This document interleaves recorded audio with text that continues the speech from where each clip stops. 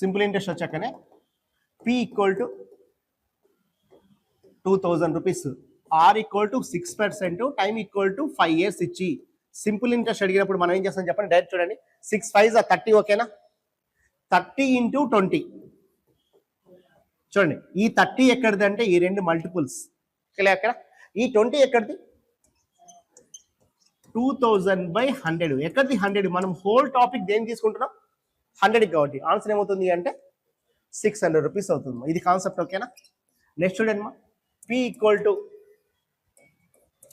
40,000 తీసుకుంటున్నాం.